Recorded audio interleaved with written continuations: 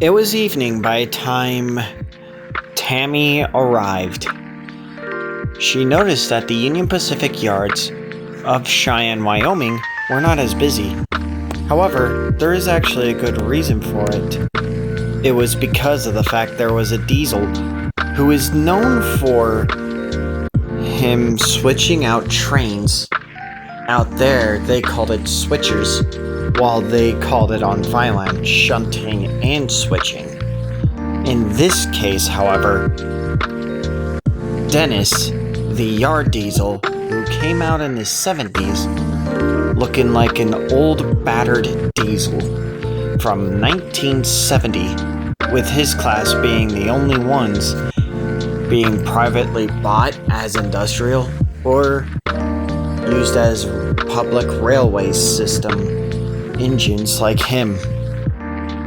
In his case, he wasn't worried nor too keen on shunting and switching all at the same time.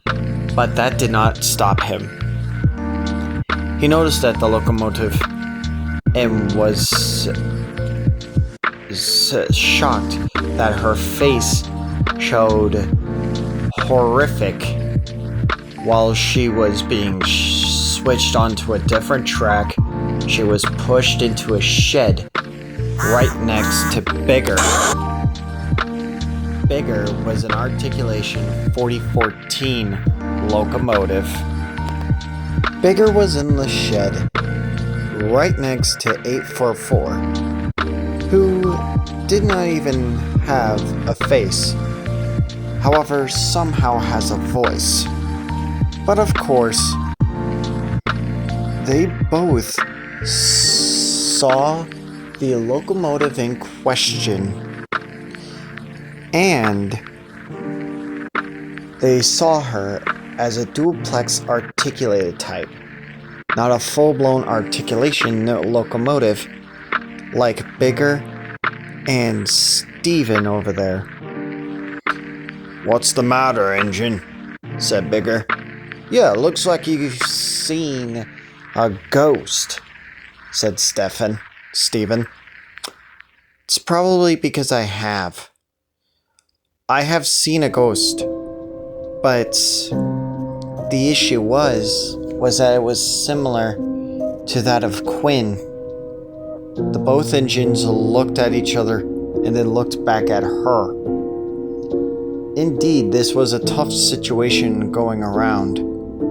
However, that wasn't all that has happened. But they wanted to know what she caught, or at least saw. "Go on then, explain." "Well, she was different," Tammy began. "It was almost like a male figure appearing. I have heard of the untold story of Timothy in Litchfield 311, but these two, or at least this one, whatever it was different." The two engines looked at each other, wanting to know more. "Go on, what did this ghost look like?" "A tank engine, but 5 pistons and 10 driving wheels from the looks of it. Or was it 4? "It was 4, said her driver. "Right. Thank you. It was 4 driving wheels, a tank engine with a huge bunker, and having articulation parts like it's no other." Both engines looked at each other. They knew what she was talking about. However, they were horrified at the fact. "You don't mean what I think you mean, do you?" "Well, that depends. What's with the horror looks on your faces?" "We might actually know who you're talking about." "Well, more of me. And the others." They both looked at each other as silence fell.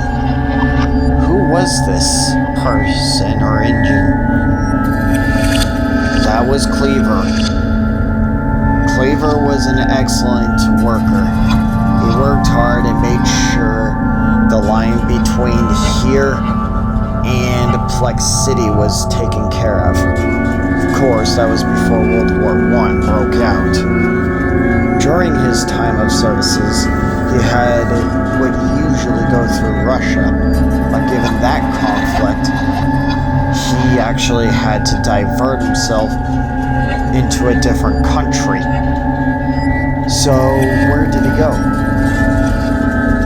Well, they began. He cut through Germany, and then shortly after, went through Czech Republic, and continued that line all the way down to Canada. From there on, they went through Alaska, and then hitting Canadian borders, going through customs. Everything seemed normal until 1945. The locomotive in question was him. He was puffing down the road, or should I say puffing down the tracks. He decided that he would rather get to Cheyenne instead of waiting. Of course, this was before your time. In 1915, I should say, and I accidentally said 1945, but I meant to say 1915. Alright, continue, said Tammy. In 1915, shortly after Timothy's death, it was only a matter of time before Cleaver would actually pull off the similar thing, except he wanted to get towards the Cheyenne Mountain Yard. The controller at that time did not want him to be rushed, but he appraised his speed and excellence, so which meant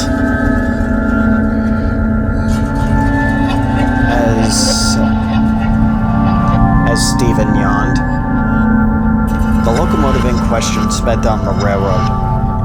He blew past Russia's checkpoint, sped down the tracks, and turned. Not only was he going at a very high speed, but he left without his crew. He knew what he was doing was illegal, but he didn't care. And that's when the reports of a runaway happened. He flew down the tracks quickly and swiftly, said Bigger while he yawned. Oh, indeed, said Stephen. He sped down the road real quick, down the tracks, passing through Canadian borders. It wasn't until he reached D.C. that he was going nearly 600 miles. By the time he reached California, he was already hitting 1,000 miles. Colorado, 1,500. Before he could make it into Cheyenne, he would have had to make that flip, which was the most deadly and yet most regrettable thing any Indian would have done. Before the curve was completely cut out, it was a sharp turn, only taken at either 20 to 30 miles an hour. Of course, there was a passenger train coming down the line, and it was a Union Pacific one.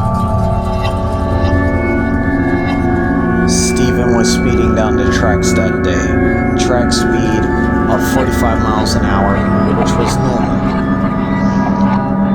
He was going down the track. As Bigger yawned again. Oh yeah, indeed I was. I was flying down the tracks like no other. I saw him, but it was too late. We collided on that very same track. However, he and his crew never survived. However, as for the cargo that he was carrying, the front coaches were passenger cars, and the tankers were exploding left and right. Californians and Coloradans, and even the Arizonans, were trying their hardest to put out the fire. And it left no survivors after that. And it marks every year on that day of the accident, or legend, supposedly, he rides the tracks again as a warning to others down at that junction. As Stephen yawned again. It would be the ride of your lifetime. For those that have seen it, took the warning serious. For those that haven't, always have ended in a tragic tale. Either being mangled, engines and crews, or the locomotive being mangled and the crew survive. Either way, the outcome gets worse every time. And you should be thankful to your lucky stars that you only have encountered him once. Tammy got to thinking, and she decided to react on the matter. At least, for now anyway.